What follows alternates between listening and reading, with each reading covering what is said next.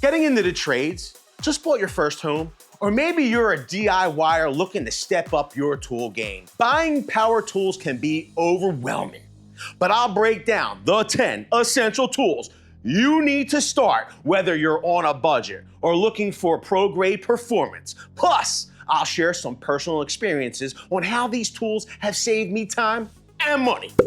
You will learn essential tools for DIY, home repairs, and professional trade work. Corded versus cordless. When to go battery powered and when corded makes sense. How to choose the right tool tier, budget, mid-range, or pro. Buying tips to get the most value for your monies. Real-world examples from job sites and DIY projects. First on our list, the drill driver. The most used tool for drilling holes and driving screws. I remember my first drill. I got it when I was around 7 or 8 years old. It was a little corded Black & Decker 3/8-inch drill. I used it to build model train platforms, and that very first drill helped me. Growing up in the trades, if you asked me 10, 15 years ago if cordless would be the way to go for jobs that required brute power, I would have said no. But now, we can get cordless core drills that can bore 12-inch holes through concrete. We really live in an amazing time. Now, cordless versus corded. Cordless is the best long-term investment, but corded is fine for occasional users. In budget versus pro, if you're on a budget, get the 18-volt drill. Good for homeowners all the way up to pros. People have this misconception that 12-volt tools are good for home use. But in my opinion, if you're adopting a battery platform, you want the tools to be the most capable with the highest capacity. 12-volt tools, in my opinion, are a luxury. If you are a pro, get 12-volt tools, 18-volt tools, 24-volt tools if you want. But for job sites or heavier work, it will all depend on the work you're doing. Pro tip, stick to one battery platform if you do go cordless. Tool number 2, the impact driver. It's essential because it's better for driving long screws, bolts, and lag screws without stripping the screws. Impact drivers are relatively new to the job site and have only been widely adopted in the last 15 or so years, but they've changed the way we work. I learned the hard way when I stripped out dozens of screws using a drill before realizing the impact driver was the tool I really needed. Cordless is the way to go here. No matter if you're on a budget, you're a homeowner, DIYer, or professional. But if you are professional, you're going to want to check out the brushless models of impact driver, especially for heavy duty work. Here's a tip for getting the best deal. Buy it in a combo with a drill driver. That's how you're going to get your best value. Number 3 on our list is the circular saw. You can cut lumber, plywood, OSB, decking. It's a must-have for framing and construction. Cordless is best for mobility, but corded is much cheaper and great for big jobs. If you're on a budget, corded with a brush motor is less convenient but cheaper. For the pro, you might want to check out a brushless, cordless, higher RPM circular saw. It's going to give you better battery life. Here's the deal. Even if you are a pro, if you're making tons of cuts, it's always a great option to be able to plug your circular saw in. And make sure you're using a high quality blade. That will make all of the difference, maybe even more of a difference than the saw itself. Number 4 on our list, the reciprocating saw. Demolition, cutting pipes, pruning trees. This tool is a workhorse. You know, if you watch any home improvement shows where they renovate an entire house in 23 minutes for $1,000, the show will almost always start with someone using a sledgehammer to begin the demo and creating a mess. And to the producer and director of that television show, I say to you, knock it off. You're doing way too much. Use a reciprocating saw to dissect the demo into larger, more manageable pieces that can be carried out to the curb or dumpster.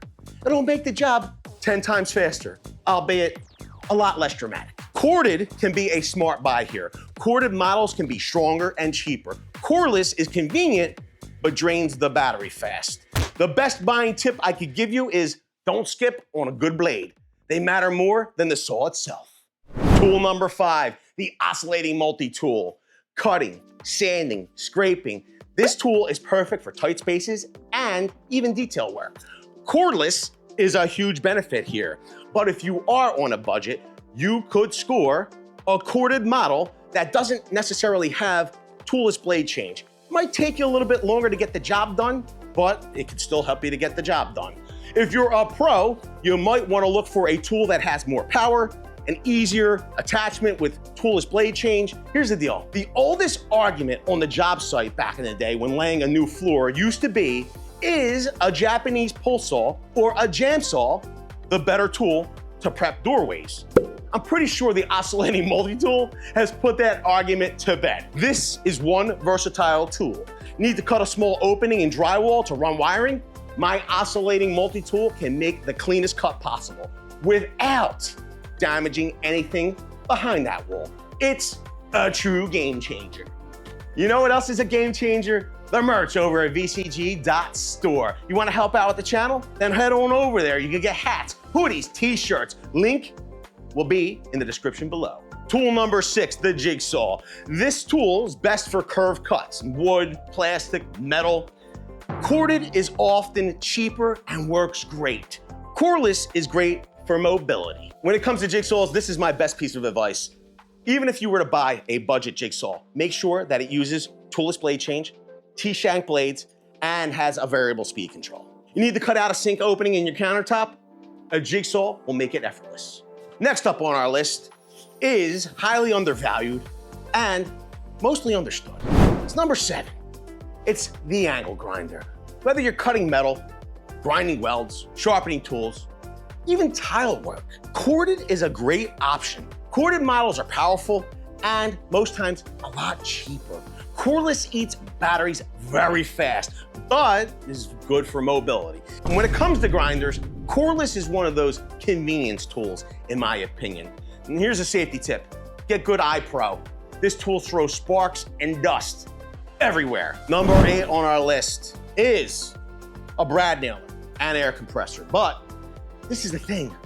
I've stopped dragging out my air compressor because I have a whole host of great cordless nailers at this point. Now, that doesn't mean that you, as a homeowner or DIYer, need to invest in a cordless brad nailer, finish nailer, or even a pin nailer. You can do very well by using that compressor with pneumatic nailers. And that's what I would suggest if you're on a budget. But if you're a pro, you're going to want to go cordless at this point. They're more convenient.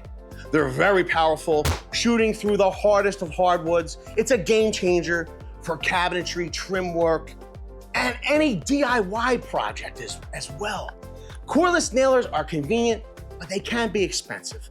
An air compressor and nailer kits are cheaper, and they could last longer. Here's a big budget tip though for you. A small pancake compressor is all you're going to need to start, and not only can it be used with your nailers, it could be used with other pneumatic tools that you just didn't have a way to power before. I know that might be a very ambiguous answer to your question, but it really is up to you which way you go. Number 9 on our list is the good old shop vac. There's nothing old about this shop vac though.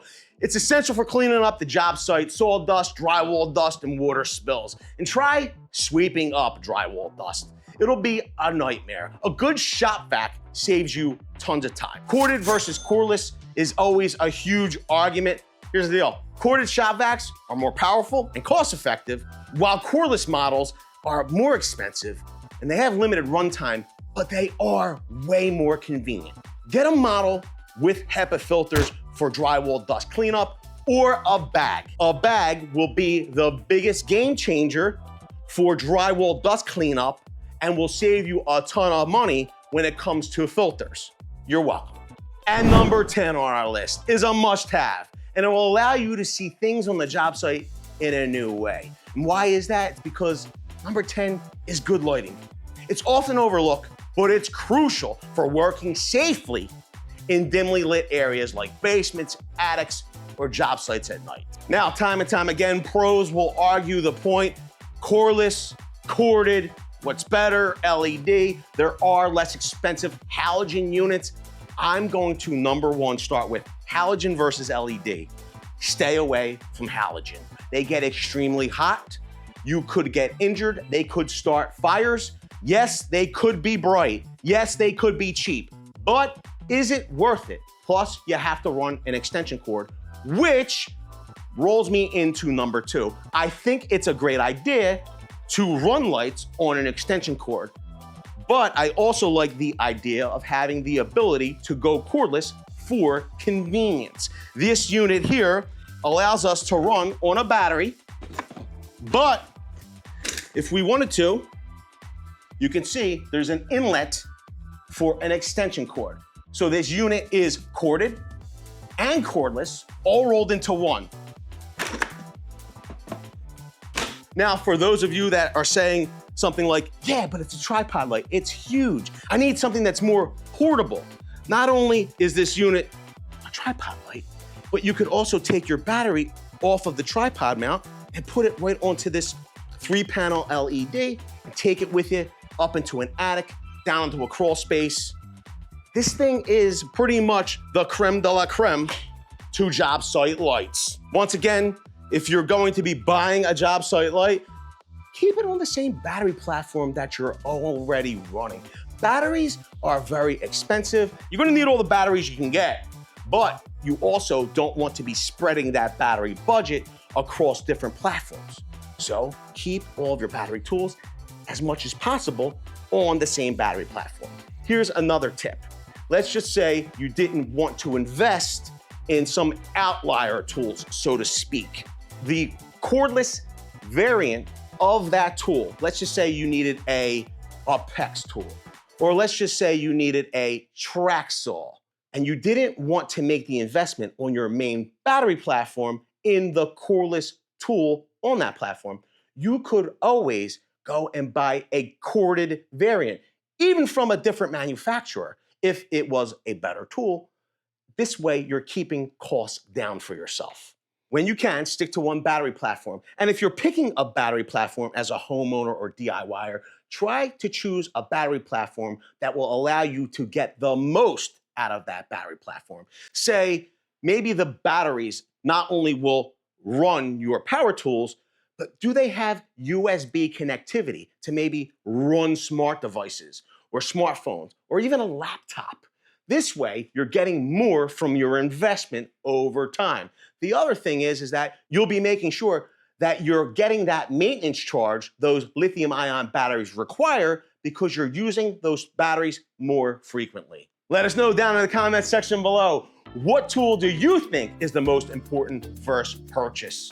If you agree with our list of 10, just type agree. If you disagree, we want to see your list of 10. While you're down there, if you're super early to this video, join the notification squad by typing the word first. And if you are indeed first to do that, you will be nominated for an illustrious title and possibly receive an award. With that, I want to say I appreciate each and every one of you for being here. Thanks a lot, everybody. I hope to see you all on the next one.